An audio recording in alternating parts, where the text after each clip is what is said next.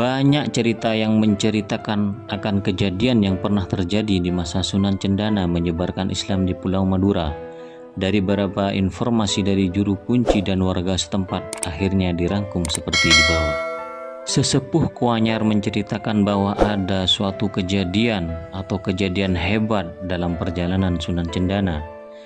Ketika pada zaman dahulu ada sebuah masjid yang membutuhkan beduk untuk dijadikan tanda waktu sholat. Masyarakat sekitar membutuhkan kayu besar untuk membuat beduk dikarenakan masyarakat berkeinginan beduk tidak ada sambungan. Akhirnya masyarakat setempat setelah melakukan perembukan untuk pembuatan beduk untuk masjid dan masyarakat mulai meninjau pohon besar di sekitar daerah.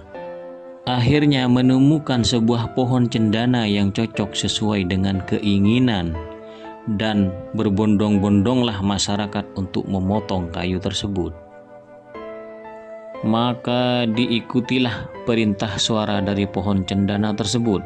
Setelah bagian atas terpotong, waktunya memotong bagian paling bawah, dan pohon tersebut kembali berbicara, "Tolong potong ke bawahan agar tidak kena kaki saya." Masyarakat langsung melakukan pemotongan sesuai dengan perintah dari pohon cendana tersebut.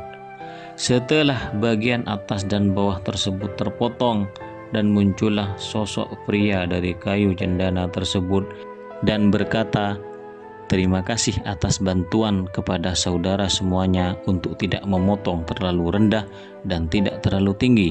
Beliau adalah Syekh Zainal Abidin yang berjuluk Sunan Cendana. Sunan Cendana diperintah oleh Sunan Ampel untuk menyebar ajaran agama Islam di Madura. Dikarenakan masyarakat Madura masih belum mengetahui ajaran Islam, maka Sunan Cendana mengikuti perintah apa yang diamanatkan oleh Sunan Ampel. Kemudian beliau berangkatlah menuju ke Pulau Madura dengan berjalan kaki dari Surabaya menuju Pulau Madura. Dikarenakan pada zaman dahulu belum ada kendaraan seperti sekarang ini, maka berjalanlah beliau untuk menuju kepulauan tersebut. Di tengah perjalanan banyak rintangan yang menghalanginya, yaitu pada saat menyeberangi laut di Selat Madura. Waktu itu ada seekor ikan mondung besar atau ikan hiu yang menghampirinya di pinggir pesisir Surabaya dan berkata, "Saya siap untuk mengantarkan Kanjeng Sunan." Dan akhirnya beliau naik di punggung ikan tersebut menuju Pulau Madura. Sesampai di Selat Madura, tepatnya di Kecamatan Kuanyar, sebelah timur pantai Rongkang, turunlah Sunan Cendana dari punggung ikan mondung, dan Sunan Cendana berkata pada ikan mondung tersebut, "Wahai ikan, imbalan apa yang engkau minta dari saya?" Dan ikan mondung tersebut berkata, "Saya tidak menginginkan apa-apa melainkan mendapatkan barokah darimu."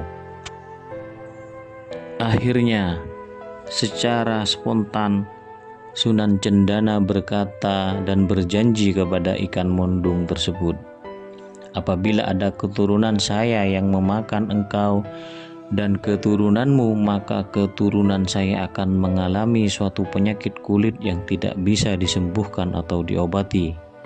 Lalu ikan mondung tersebut langsung pergi ke tengah lautan di Selat Madura.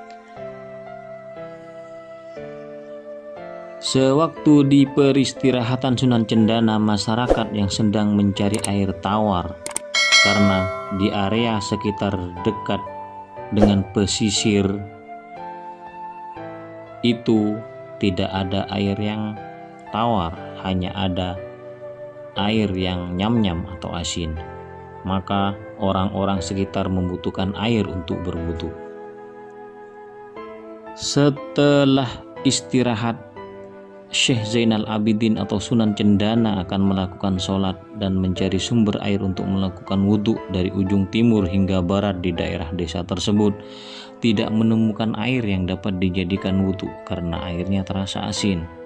Maka Sunan Cendana kembali ke masjid dan kemudian menancapkan tongkat ke daerah pinggiran masjid, dan atas izin Allah Subhanahu wa Ta'ala maka terjadilah sebuah sumber yang deras dengan kedalaman 2 kola, tidak lebih ataupun kurang. Rasa air tersebut terasa netral, tidak berasa asin dan seluruh desa tersebut terimbas barokah dari Sunan Cendana, dikarenakan seluruh air di desa itu terasa asin lagi meskipun berada di daerah pesisir. Hingga akhir hayatnya beliau dimakamkan di sekitar masjid dan warga sekitar menyebutnya dengan Sunan Cendana karena kejadian kayu beduk dan air yang tawar.